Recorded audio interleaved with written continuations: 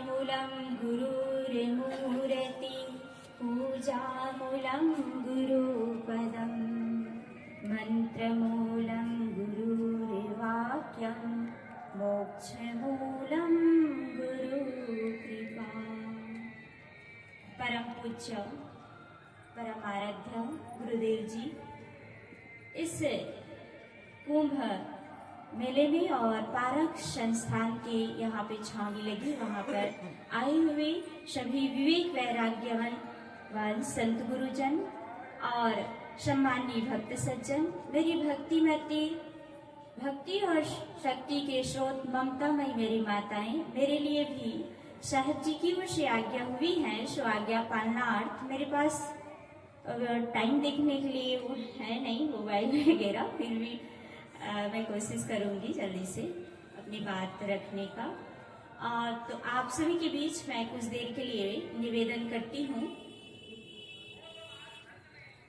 कहते हैं कि फूलों की कमी है न बागों की कमी है, फूलों की कमी है न बागों की कमी है, वेदों की कमी है न प्रचारों की कमी है, वेदों की कमी है न प्रचारों की कमी है, गुरुदेव तुम्हारे भक्तों को सहारे की कमी है, सहारे की कमी है।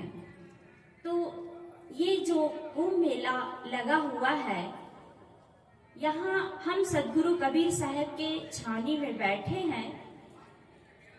तो सदगुरु कबीर साहब का जो विचार है वही क्या है, त्रिवेणी संगम है।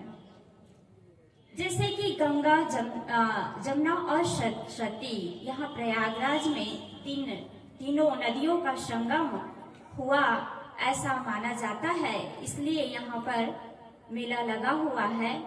तो सदगुरु कबीर साहब के इस पारक संस्थान का जो छावनी लगा हुआ है, वहाँ पर भक्ति, कर्म और ज्ञान का संगम यहाँ पर हो रहा है। ये त्रिवेणी संगम है।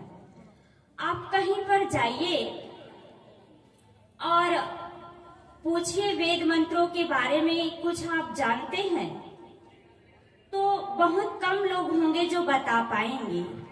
लेकिन आप यहाँ पर चाहे उत्तर से दक्षिण की ओर जाए, चाहे पूर्व से पश्चिम की ओर, कहीं किसी कोने में भी किसी को पूछिए तो हर कोई व्यक्ति जो अनपढ़ है, जो पढ़ा लिखा नहीं है, अशिक्षित है, वो भी बता देंगे कि कबीर खड़ा बाजार में सबकी मांगे खैर, ना काहू से दोस्ती ना काहू से बैर। मेरे कहने का मतलब है कि सदगुरु कबीर साहब को बहुत लोग जो है जानते हैं, उनके विचारों को। तो मैं 3 बातों पर अपनी बात रख रही थी कि भक्ति सर्वप्रथम सदगुरु कबीर साहब तीनों को सर्वश्रेष्ठ मानते हैं, तीनों को महत्व देते हैं।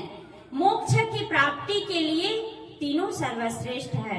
कई ऐसे महापुरुष होंगे, ऋषि मुनि होंगे जो सिर्फ भक्ति को ही मोक्ष के लिए अवलंबन मानते हैं, आधार मानते हैं।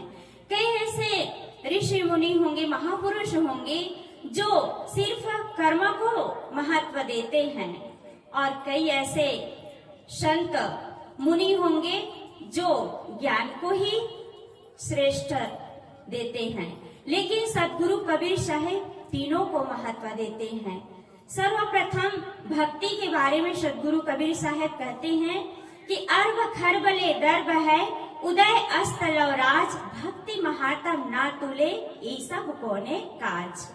तो उदय अर्थात दिन रात, उदय से अस्त तक ऐसे उसकी महिमा है कि भक्ति की महिमा, भक्ति महात्म ना तुले, ई सब कोने काज।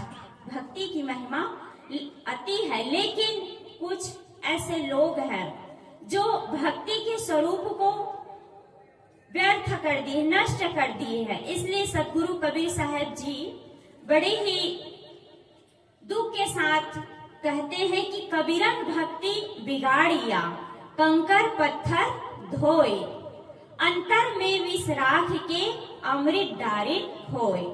लोगों ने भक्ति के स्वरूप को बिगाड़ रखा है।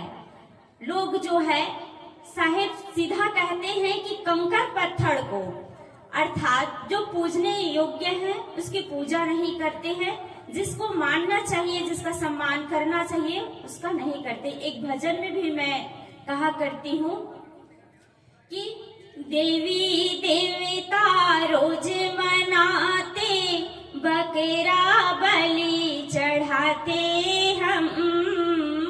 देवी देवता रोज मनाते, बकरा बलि चढ़ाते हम। माता पिता गुरुदेव जो माता पिता जो गुरुजन है वो असली देवी देवता है, उसको हम मानते नहीं, उनका सम्मान नहीं कर पाते। तो इस प्रकार से साहेब कहते हैं कि माता पिता गुरुदेव हैं, उनको हमें पूजा करना चाहिए, उनका सम्मान करना चाहिए। तो भक्ति कैसे करनी चाहिए इसकी, उसके बाद साहेब जो है कर्म को प्रधानता देते हैं, कर्म, उसके बाद फिर ज्ञान को। इस प्रकार से 3 अवलंबन है मोक्ष की प्राप्ति के लिए, तीनों की आवश्यकता है। और ये मानव जीवन, वैसे तो हमें मानव जीवन पूरा मिला हुआ है कल्याण के लिए, भक्ति के लिए, लेकिन इनको हम लोग 3 भागों में और बांट देते हैं। जैसे कि हमें बचपना और जवानी और तीसरा है बुढ़ापा। ये 3 अवसर है आत्म कल्याण के लिए, और ये 3 अवसर मिला हुआ है। तो कुछ लोग होते हैं जो बचपन में जाग जाते हैं, अपने जीवन का महत्व समझ लेते हैं, बड़े सौभाग्यशाली होते हैं वे जो बचपन में ही अपनी जिंदगी का मूल्य समझ जाते हैं कि हमें क्या करना चाहिए। ये जीवन जो है हमें मोक्ष की प्राप्ति के लिए, कल्याण की प्राप्ति के लिए मिला हुआ है। तो वे लोग बड़े भागी हैं, सौभाग्यशाली है जो बचपन में समझ जाते हैं।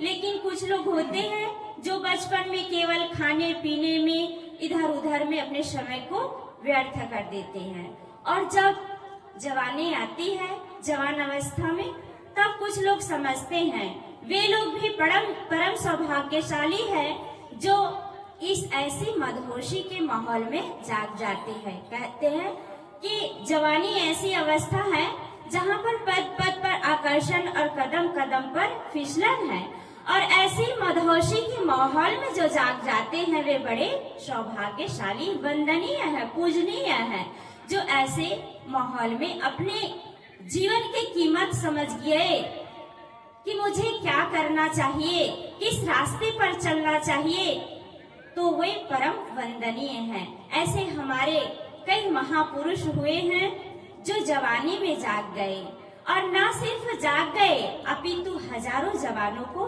जगा दिए। आप लोग देख रहे होंगे कि हमारे सदगुरु अभिलाष साहेब जी 21 वर्ष की उम्र में घर का त्याग कर दिए, और देखो उनकी इतनी बड़ी संस्था जो है, इतने संत और इतनी साध्वियां उनके ही आशीर्वाद से इतना बड़ा आप सबको दिखाई दे रहा है। तो ऐसे महापुरुष जो है जागरण के देवता है, ऐसे महापुरुष आचरण के आचार्य है, ऐसे महापुरुष चिंतन के चांद है, ऐसे महापुरुष साधना के सूत्र है। ऐसे महापुरुषों को पा करके मानवता गर्वान्वित हुई है। तो धन्य है हम लोग इस भारत भूमि पर ऐसे महापुरुषों को पाकर, तथागत बुद्ध और महावीर स्वामी विवेकानंद और सदगुरु कबीर साहेब, ऐसे महापुरुषों को यहाँ पर हम पाए अपने भारत भूमि पे, तो हमें गर्वान्वित होना चाहिए। और तीसरापन आता है बुढ़ापा। तो वे लोग भी धन्य हैं जो जवानी में जाग गए, प्रणम्य हैं, उसको बार बार वंदन है। लेकिन कुछ लोग होते हैं जो जवानी में भी जाग नहीं पाते, लेकिन तीसरी अवस्था बाकी है। तो बुढ़ापा आता है, अगर उसमें भी वो जाग जाते हैं, अपने जीवन का मूल्य समझ जाते हैं, तो वो भी वंदनीय है, वो भी पूज्य है।